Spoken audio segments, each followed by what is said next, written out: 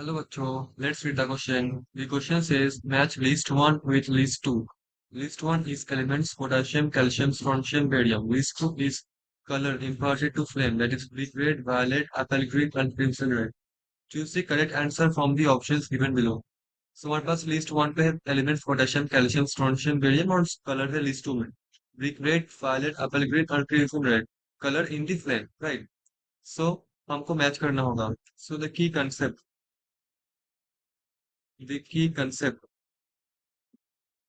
of this question is flame test color. Flame test color.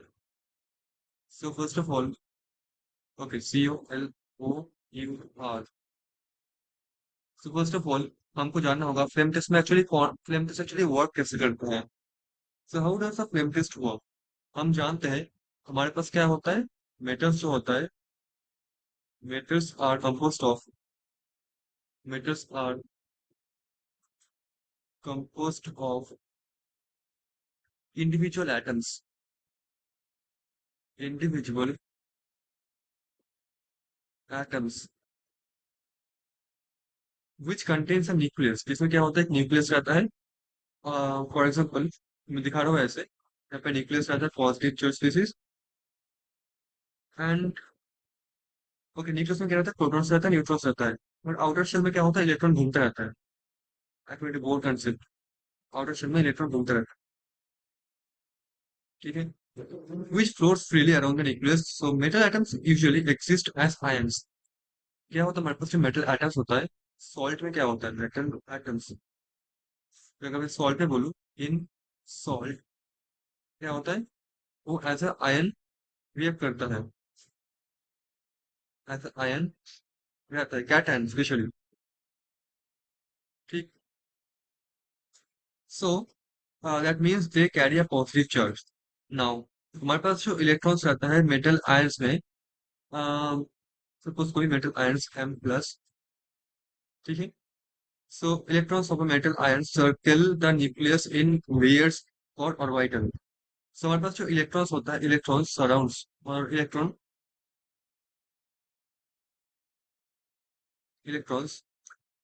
resides in orbitals.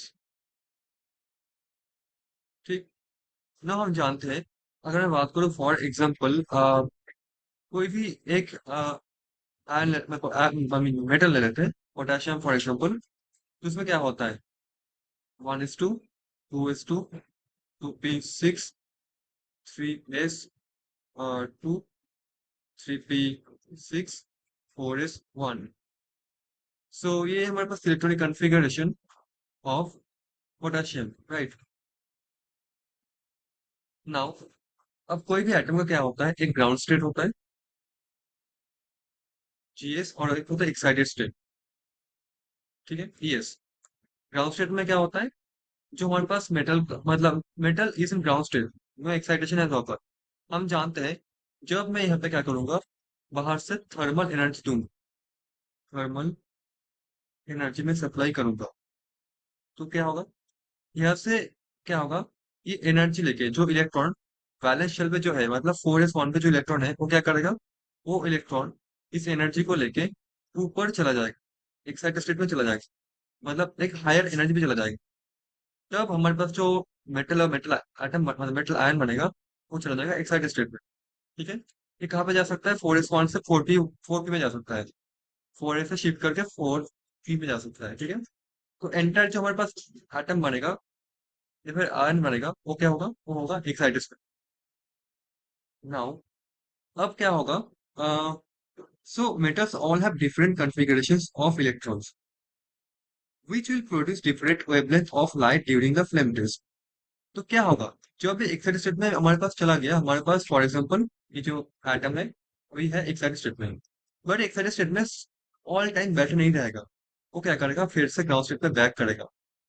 और जितना energy के साथ ये जो एनर्जी गैप है तो फिक्स्ड है. अगर बीच में कोई अगर बीच में कोई एनर्जी लेवल ना रहे तो जितना एनर्जी के साथ वो ऊपर गया था उसी एनर्जी के साथ ये लौट फिर से लौटेंगे.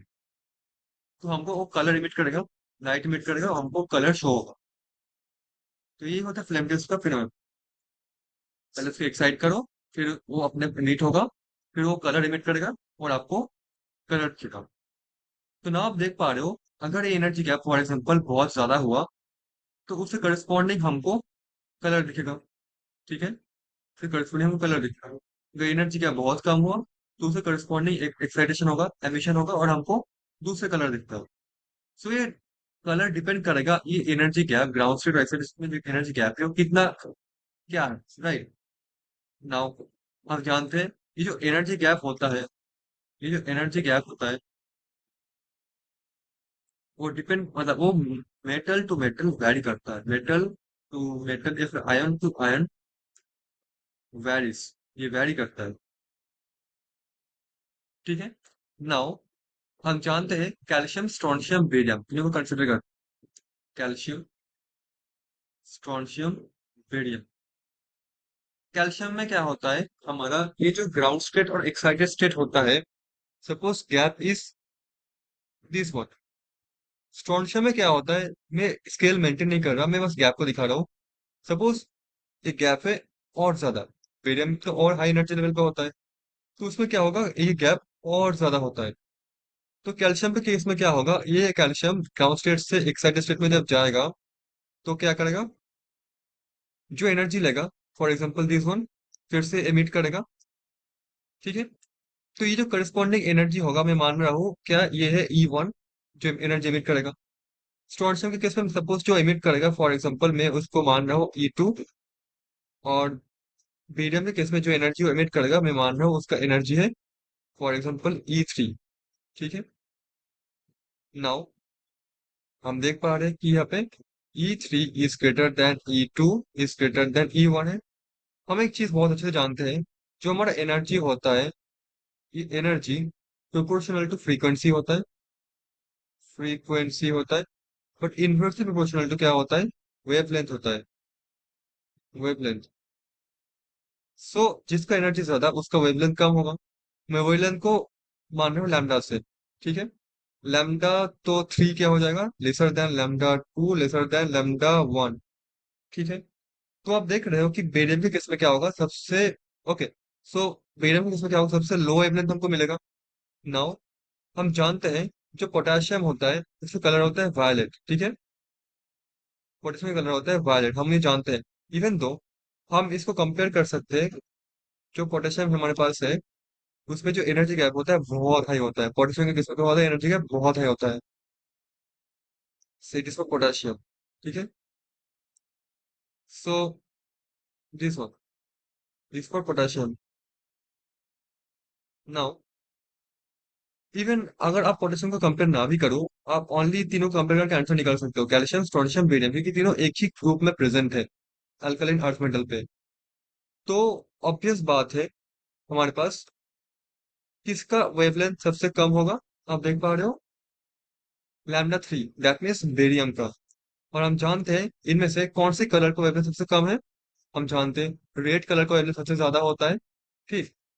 एंड यहाँ पे है एप्पल ग्रीन और क्रिम्सन रेड। तो मैं बोलना चाहता हूँ कि यहाँ पे सबसे ज्यादा वेवलेंथ हमारे पास होगा लैम्डा 1, मतलब कैल्शियम का।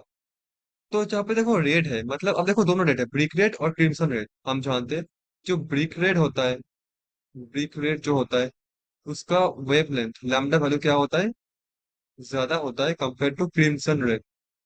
क्रिम्सन रेड मतलब थोड़ा सा ऑरेंज रेड होता है। ठीक है। तो कैल्शियम जाएगा हमारा ब्रिक रेड के साथ, सो बी गोज विथ 1। अब B1 मतलब ऑप्शन बी एलिमिनेट हो गया। ठीक। ना हमारे पास अभी है क्या, नेक्स्ट कौन सा वेवलेंथ आएगा, नेक्स्ट आ जाएगा हमारा E2।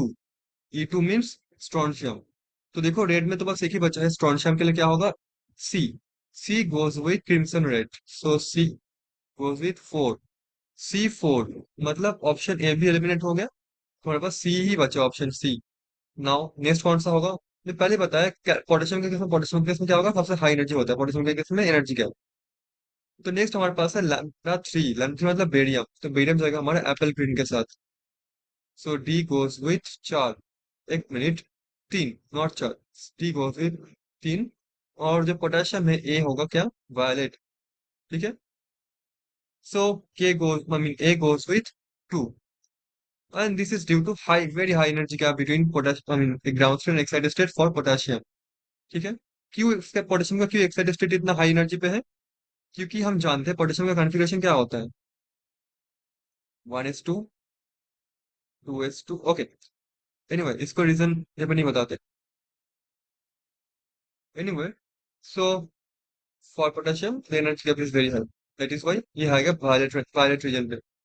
So option C is the answer of this question. Hope you understood it well. Thank you so much.